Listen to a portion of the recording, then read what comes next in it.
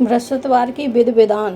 बृहस्पतिवार के दिन जो भी स्त्री पुरुष व्रत करे उसको चाहिए कि वो दिन में एक ही समय भोजन करे, क्योंकि इस दिन बृहस्पति भगवान का पूजन होता है। भोजन पीले चने की दाल आदि का करे, परंतु नमक नहीं खावे। पीले वस्त्र पहने, पीले ही फूलों का उपयोग करे, पीले चंदन से पूजन करे। पूजन के बाद प्रेम पूर्वक बृहस्पति देव की कथा सुननी चाहिए। इस व्रत को करने से मन की समस्त इच्छाएं पूरी होती हैं और बृहस्पति महाराज प्रसन्न होते हैं। धन, पुत्र, विद्या तथा मनवांछित बलों की प्राप्ति होती है। परिवार में सुख तथा शांति रहती है। इसलिए यह व्रत सर्वश्रेष्ठ और अति फलदायक है। इस व्रत में केले का पूजन करना चाहिए। कथा और पूजन के समय मन, क्रम, वचन से शुद्ध होकर जो इच्छा हो उस बृहस्पति देव से प्रार्थना करनी चाहिए। उन इच्छाओं को बृहस्पति देव अवश्य पूर्ण करते हैं, ऐसा मन में दृढ़ विश्वास रखना चाहिए। बृहस्पतिवार व्रत कथा। प्राचीन काल में भारतवर्ष में एक राजा राज्य करता था। वह बड़ा प्रतापी और दानी था। वह नित्य मंदिर में दर्शन करने जाता था तथा ब्राह्मण और गुरु की सेवा किया करता था। उसके दरवाजे से कोई भी निराश होकर नहीं लौटता था। वह प्रत्येक गुरुवार को व्रत एवं पूजन करता था। वह गरीबों की सहायता करता था, परंतु यह सब बातें उसकी रानी को अच्छी नहीं लगती थीं। वह ना व्रत करती, ना किसी को एक पैसा दान में देती थी तथा राजा से भी ऐसा करने को मना किया करती थी। एक समय की बात है, राजा शिकार खेलने वन को गए हुए थे। घर पर रानी और रानी की दासी थी। उस समय गुरु बृहस्पति देव साधु का रूप धारण कर राजा के दरवाजे पर भिक्षा मांगने गए तथा भिक्षा मांगी तो रानी कहने लगी, हे साधु महाराज, मैं इस दान पुण्य से तंग आ गई हूँ। मेरे से तो घर का कार्य समाप्त नहीं होता। इस कार्य के लिए तो मेरे पतिदेव ही बहुत हैं। तब आप ऐसी कृपा करें कि यह सब धन नष्ट हो जाए तथा मैं आराम से रह सकूं।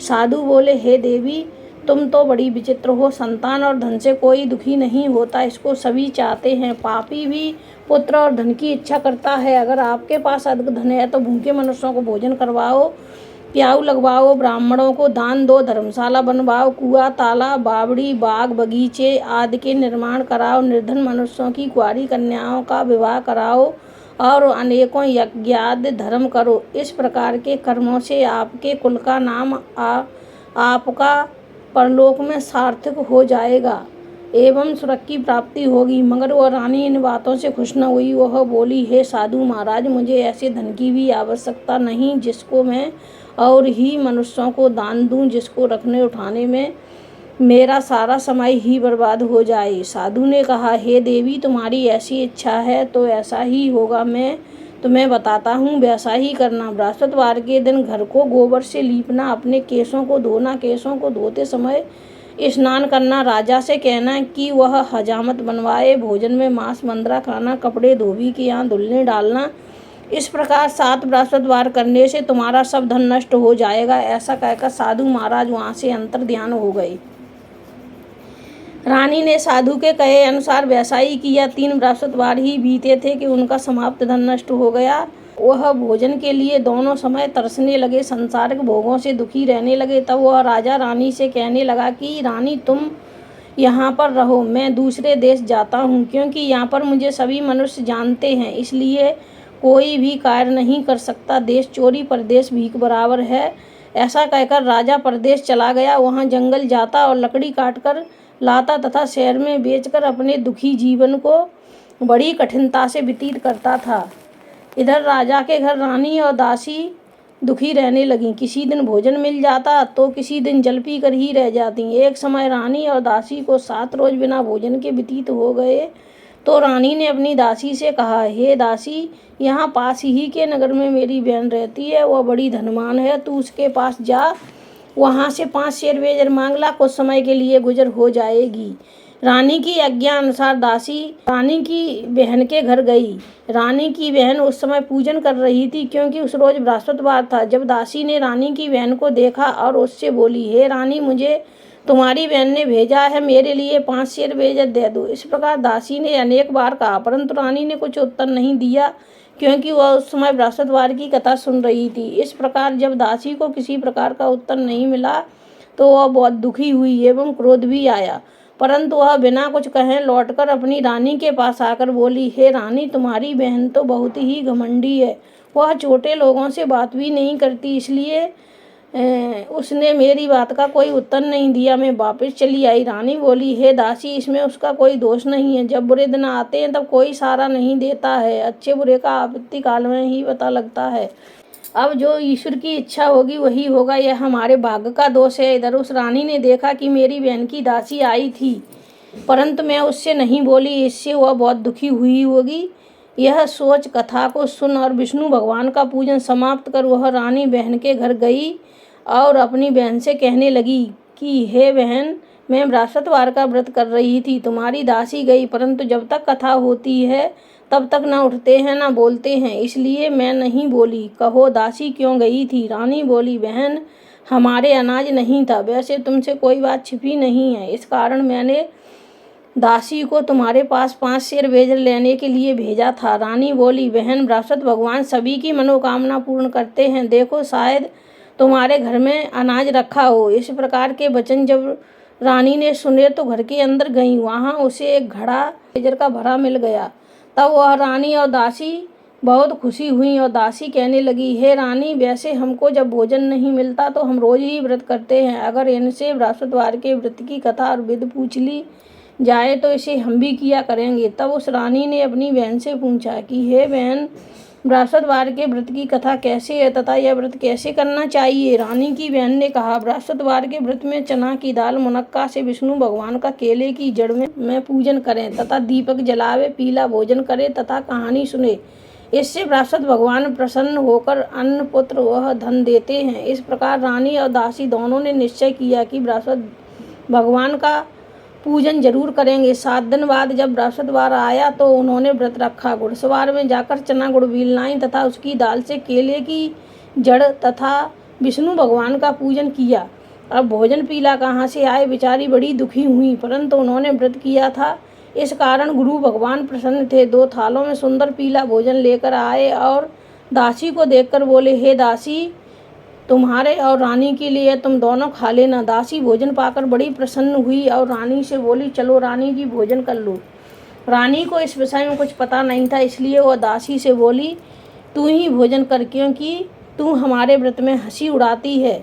दासी ने कहा, एक महात्मा हम दोनों को 2 थालों में भोजन दे गया है, इसलिए हम और तुम दोनों ही साथ साथ भोजन करेंगी। इस प्रकार रानी और दासी दोनों ने गुरु भगवान को नमस्कार कर भोजन प्रारंभ किया। अब वह प्रत्येक बृहस्पतिवार को गुरु भगवान का व्रत और विष्णु भगवान का पूजन करने लगी। बृहस्पति भगवान की कृपा से फिर रानी और दासी के पास धन हो गया। रानी फिर उसी प्रकार आलस्य करने लगी। तब दासी बोली, रानी, तुम पहले इस प्रकार आलस्य करती थी, तुम्हें धन के रखने में कष्ट होता था, इस कारण सभी धन नष्ट हो गया। अब गुरु भगवान की कृपा से धन मिला है तो फिर तुम्हें आलस्य होता है। बड़ी मुसीबतों के बाद हमने यह धन पाया है, इसलिए हमें दान पुण्य करना चाहिए तथा भूखे मनुष्यों को भोजन कराओ, प्याऊ लगवाओ, ब्राह्मणों को दान दो, कुआं, तालाब, बावड़ी, बाग बगीचे आदि का निर्माण कराओ, मंदिर पाठशाला बनवाकर दान दो, कुंवारी कन्या का विवाह करवाओ, धन को शुभ कर्मों में खर्च करो, जिससे तुम्हारे कुल का यश बढ़े तथा सुरक्षा की प्राप्ति हो। तब रानी ने इसी प्रकार कार्यक्रम करने प्रारंभ किए तो उनका यश फैलने लगा। एक दिन रानी और दासी विचार करने लगीं कि न जाने राजा किस प्रकार से होंगे, उनकी कोई खबर नहीं। तब उन्होंने गुरु भगवान से प्रार्थना की। भगवान ने रात्रि में राजा को सपने में कहा, हे राजा, उठ, तेरी रानी तुझको याद करती है, अपने देश को जाओ। राजा प्रातःकाल उठा और विचार करने लगा कि स्त्री जात खाने और पहनने की संगिनी होती है, परंतु भगवान की आज्ञा मानकर वह अपने नगर के लिए चलने को तैयार हुआ। इससे पूर्वक जब राजा परदेश चला गया तो परदेश में दुखी रहने लगा। प्रतिदिन जंगल से लकड़ी बीन कर लाता और उन्हें शहर में बेचकर अपने दुखी जीवन को बड़ी कठिनता से व्यतीत करता था। एक दिन राजा दुखी होकर अपनी पुरानी बातों को याद करके रोने लगा। तब उस जंगल में बृहस्पति एक साधु का रूप धारण कर आए और राजा के पास आकर बोले, हे लकड़हारे, तुम इस सुनसान जंगल में किस चिंता में बैठे हो, मुझको बतलाओ। यह सुन राजा के नेत्रों में जल भर आया और साधु को वंदना कर बोला, हे प्रभु, आप सबको जानने वाले। इतना कहकर साधु को अपनी संपूर्ण कहानी बतला दी। साधु रूपी भगवान बोले, हे राजा, तुम्हारी स्त्री ने बृहस्पति देव का अपमान किया था, जिस कारण तुम्हारी यह दशा हुई। अब तुम किसी प्रकार की चिंता मत करो, भगवान तुम्हें पहले से अधिक धनमान करेगा। देखो, तुम्हारी स्त्री ने भी गुरुवार का व्रत प्रारंभ कर दिया है और तुम भी बृहस्पतिवार को व्रत करके चने की दाल गुड़ जल के लोटे में डालकर केले का पूजन करो। फिर कथा सुनो, भगवान तुम्हारी सभी मनोकामनाओं को पूर्ण करेगा। साधु को प्रसन्न देखकर राजा बोला, हे प्रभु, मुझे लकड़ी बेचकर इतना पैसा नहीं मिलता जिससे भोजन करने के उपरांत कुछ बचा सकूं। मैंने रात्रि में अपनी रानी को व्याकुल देखा है। मेरे पास कुछ भी नहीं जिससे मैं उसकी खबर मंगा सकूं। फिर मैं कौन सी कहानी कहूं, यह मुझको कुछ भी मालूम नहीं। साधु ने कहा, हे राजन, तुम किसी बात की चिंता मत करो। बृहस्पतिवार के दिन तुम रोजाना की तरह लकड़ियां लेकर शहर को जाओ। तुमको रोज से दुगना धन प्राप्त होगा, जिससे तुम भली भांति भोजन कर लोगे तथा बृहस्पति देव की पूजा का सामान भी आ जाएगा। और बृहस्पति देव की कहानी निम्न प्रकार से है। बृहस्पति देव की कहानी। प्राचीन काल में एक ब्राह्मण रहता था। वह बहुत निर्धन था, उसके कोई संतान नहीं थी। उसकी स्त्री बहुत मलिनता के साथ रहती थी। वह स्नान न करती, न किसी देवता का पूजन करती, प्रातःकाल उठते ही प्रथम भोजन करती, बाद में कोई अन्य कार्य करती थी। इससे ब्राह्मण देवता बड़े दुखी थे। बेचारे बहुत कुछ करते किंतु उसका कोई परिणाम न निकला। भगवान की कृपा से ब्राह्मण की स्त्री के कन्या रूपी रत्न पैदा हुआ। वह कन्या अपने पिता के घर बड़ी होने लगी। वह बालिका प्रातः स्नान करके विष्णु भगवान का जप करती थी, बृहस्पतिवार को व्रत करती थी, अपने पूजन पाठ को समाप्त कर स्कूल जाती तो अपनी मुट्ठी में जौ भर के ले जाती, उनको पाठशाला के मार्ग में डालती जाती। तब ये जौ सोने के होते जाते, लौटते समय उनको बीन कर घर ले आती थी। एक दिन वह बालिका सूप में सोने के जौं को फटक कर साफ कर रही थी। उसके पिता ने देख लिया और कहा, बेटी, सोने के जौं को फटकने के लिए सोने का सूप होना चाहिए। दूसरे दिन गुरुवार था। इस कन्या ने व्रत रखा और बृहस्पति देव से प्रार्थना करके कहा, हे प्रभु, मैंने आपकी पूजा सच्चे मन से की हो तो मेरे लिए सोने का सूप दे दो। बृहस्पति देव ने उसकी प्रार्थना स्वीकार कर ली। रोजाना की तरह वह कन्या जौ फैलाती हुई जाने लगी। जब लौटकर जौ बीन रही थी तो बृहस्पति देव की कृपा से उसे सोने का सूप मिला। उसे वह घर ले आई और उससे जौ साफ करने लगी, परंतु उसकी माँ का वही ढंग रहा। एक दिन की बात है कि वह कन्या सोने के सूप में जौ साफ कर रही थी। उस समय उस शहर के राजा का पुत्र वहां होकर निकला।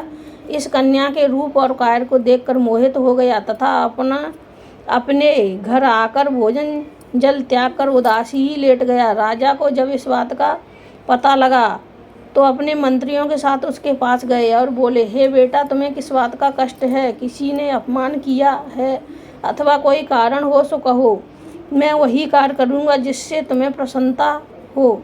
अपने पिता की राजकुमार ने बातें सुनी तो वह बोला, मुझे आपकी कृपा से किसी बात का दुख नहीं है, ना मेरा किसी ने अपमान किया है, परंतु मैं उस लड़की के साथ विवाह करना चाहता हूँ जो सोने के सूप में सोने के जौं को फटक कर साफ कर रही थी। यह सुन राजा आश्चर्य में पड़ा और बोला, हे बेटा, इस तरह की कन्या का पता तुम ही लगाओ, मैं उसके साथ तेरा विवाह अवश्य ही करवा दूंगा। राजकुमार ने उस लड़की के घर का पता बतलाया। तब मंत्री उस लड़की के घर गए और ब्राह्मण देवता को सभी हाल बतलाया। ब्राह्मण देवता राजकुमार के साथ अपनी कन्या का विवाह करने के लिए तैयार हो गया तथा विधि विधान के अनुसार ब्राह्मण की कन्या का विवाह राजकुमार के साथ हो गया। कन्या के घर से जाते ही पहले की भांति उस ब्राह्मण के घर में गरीबी का निवास हो गया। अब भोजन के लिए भी अन्न बड़ी मुश्किल से मिलता था। एक दिन दुखी होकर ब्राह्मण देवता अपनी पुत्री के पास गए। बेटी ने अपने पिता की दुखी अवस्था को देखा और अपनी माँ का हाल पूछा। तब ब्राह्मण ने सभी हाल कहा। कन्या ने बहुत सा धन देकर अपने पिता की विदा कर दिया। इस तरह ब्राह्मण का कुछ समय सुखपूर्वक व्यतीत हुआ। कुछ दिन बाद फिर वही हाल हो गया। ब्राह्मण फिर अपनी कन्या के यहाँ गए और सभी हाल कहा तो लड़की बोली, हे पिताजी, आप माताजी को लिवा लाओ, मैं उन्हें विधि बता दूंगी जिससे तुम्हारी गरीबी दूर हो जाएगी। वह ब्राह्मण देवता अपनी स्त्री को साथ लेकर पहुँचे तो पुत्री अपनी माँ को समझाने लगी, हे माँ, तुम प्रातःकाल उठकर श्रृतम प्रथम स्नान करके विष्णु भगवान का पूजन किया करो तो सब दरिद्रता दूर हो जाएगी। परंतु उसकी माँ ने एक भी बात नहीं मानी और प्रातःकाल उठकर अपनी पुत्री के बच्चों की जूठन को उठाकर खा लिया। यह देखकर उसकी पुत्री को भी बहुत गुस्सा आया और एक रात कोठरी से सभी सामान निकालकर उसमें अपनी माँ को बंद कर दिया। प्रातःकाल उसमें से निकाला तथा स्नान करा के पाठ कराया तो उसकी माँ की बुद्धि ठीक हो गई और फिर प्रत्येक बृहस्पतिवार को व्रत रखने लगी। इस व्रत के प्रभाव से उसकी माँ भी बहुत ही धनवान तथा पुत्रवती हो गई। वह बृहस्पति जी के प्रभाव से स्वर्ग को प्राप्त हुई। तथा वह ब्राह्मण भी सुखपूर्वक इस लोक के सुखभोग का स्वर्ग को प्राप्त हुए। इस तरह कहानी कहकर साधु देवता वहाँ से अलोप हो गए। धीरे धीरे समय व्यतीत होने पर फिर बृहस्पतिवार का दिन आया। राजा जंगल से लकड़ी काटकर शहर में बेचने गया। उसे उस दिन से अधिक पैसा मिला। राजा ने चना गुड़ लाकर बृहस्पतिवार का व्रत किया। उस दिन से उसके सभी दुख दूर हो गए। परंतु जब दोबारा बृहस्पतिवार का दिन आया तो वह बृहस्पतिवार का व्रत करना भूल गया। इस कारण बृहस्पति भगवान नाराज हो गए। उस दिन उस नगर के राजा ने विशाल यज्ञ का आयोजन किया तथा शहर में ये घोषणा करा दी, कोई भी मनुष्य घर भोजन न बनाए न आग जलाए। समाप्त जनता मेरे घर भोजन करने आए।